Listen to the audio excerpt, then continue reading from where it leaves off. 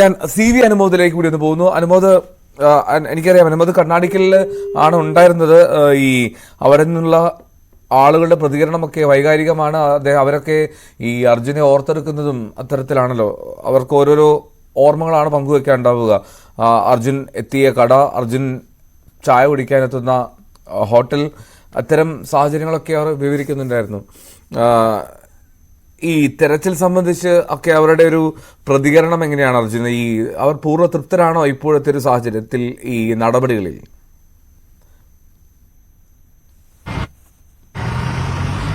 എന്തോ നമുക്ക് ഇവിടെ ഈ അങ്ങാടിയിൽ നിന്നുള്ള കാഴ്ചകൾ കാണാം. അവിടെ അർജുന് വേണ്ടി കെട്ടിയ ഒരു ഫ്ലെക്സ് ഈ റോഡിന്റെ മറുവശത്ത് കാണാം, സേവ് അർജുൻ എന്ന് എഴുതിയിട്ട്. അത് അന്ന് പ്രതിഷേധം ഉണ്ടായ സമയത്ത് ഇവിടുത്തുകാർ കെട്ടിവെച്ചതാണ്. നമുക്കിപ്പോൾ ഇവിടെ ഓട്ടോ റിക്ഷ ഓടിക്കുന്ന ചേട്ടന്മാരിവിടെ ഉണ്ട്. അവരൊക്കെ ഈ നാട്ടുകാരാണ്. നമുക്ക് ഇവിടെ നിന്ന് ചേട്ടാ, എന്താണ് ഒരു കണ്ണാടിക്കൽ ഈ ഒരു നാടിൻ്റെ ഒരു പ്രതീക്ഷ എന്താണ് ഇപ്പോൾ ഈ നടക്കുന്ന തെരച്ചിലിനൊക്കെ നിങ്ങൾക്ക് എത്രമാത്രം പ്രതീക്ഷയുണ്ട്? ഇപ്പോൾ നമ്മൾ ലോറി കണ്ടെത്തിയെന്ന് പറയുന്നുണ്ട്. അപ്പോൾ അതിൽ അർജുനുണ്ടോ ഇല്ലേ എന്നുള്ളൊരു സംശയം എല്ലാവരും പറയുന്നുണ്ട്.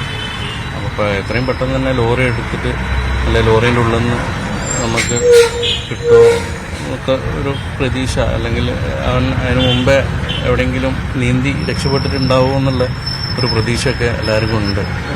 ക്യാബിനിൽ നിന്ന് പുറത്തേക്ക് വീണ് എവിടെയെങ്കിലും രക്ഷപ്പെട്ട് ക്യാബിനിൽ നിന്ന് പുറത്തേക്ക് വീണിട്ട് എങ്ങനെയെങ്കിലും നീന്തി വേറെ എവിടെയെങ്കിലും എത്തി രക്ഷപ്പെട്ടിട്ടുണ്ടോ എന്നുള്ള ഒരു ഇത് എല്ലാവരും പങ്കുവെക്കുന്നുണ്ട്. ഞാനും അങ്ങനെ തന്നെയാണ് വിശ്വസിക്കുന്നത്. അവൻ എവിടെയെങ്കിലും അങ്ങനെ വിശ്വസിക്കാനാണ് ഇഷ്ടപ്പെടുന്നത്. അങ്ങനെ വിശ്വസിക്കാനാണ് ഇഷ്ടപ്പെടുന്നത്. പോകുന്നതിൻ്റെ ഒരു 1-2 ആഴ്ച മുമ്പ് ഞങ്ങൾ ഇവിടെ ഇരിക്കുന്ന ഷെഡാണ്, CITUവിൻ്റെ ഷെഡാണ്. അപ്പോൾ എല്ലാവരും കൂടെ ഇരിക്കുക ചെയ്യുക, ഹോട്ടലില്ലാത്ത സമയം. അപ്പോൾ അന്ന് ഇവിടെ വന്ന് എല്ലാവരുമായിട്ട് വർത്തമാനം പറഞ്ഞ് പോയതാണ്. എനിക്ക് തോന്നുന്നത് പോകുന്നതിൻ്റെ ഒരാഴ്ച 1.5 മുമ്പായിരുന്നു ആ സംഭവം.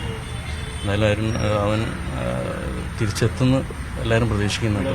വരുന്ന സമയത്തൊക്കെ നിങ്ങളിപ്പോൾ എപ്പോഴും ഉണ്ടാവില്ലേ? ഇവിടെ കണ്ണാടിക്കിലേക്ക് ഇറങ്ങുന്ന സമയത്ത്, ബസാറിലേക്ക് സാധനങ്ങളോ ഇതൊക്കെ വാങ്ങിക്കാൻ ഇറങ്ങുന്ന സമയത്ത് ഇവിടെ വന്ന് എല്ലാവരുമായിട്ട് ഒന്ന് സംസാരിച്ചിട്ടേ പോകാറുള്ളൂ. അപ്പോൾ അങ്ങനെ സംസാരിച്ച് പോയതാണ്. അവസാനമായിട്ട് വിഷയത്തിന്റെ ഫ്ലക്സ് ഒക്കെ അന്ന് നിങ്ങളെല്ലാവരും കൂടി അതെ, അന്ന് വൈകിട്ട് പ്രതിഷേധം ഇതായിട്ട് എല്ലാ രാഷ്ട്രീയ പാർട്ടികളിലെ ആൾക്കാരും കൂടി ഇവിടെ സംഘടിച്ച് അങ്ങനെ വെച്ച ഇതാണത്. അതേപോലെ ഞങ്ങളൊരു ക്ലബ്ബുണ്ട്, KYC ആർട്സ് ആൻഡ് സ്പോർട്സ് ക്ലബ്ബാണ്.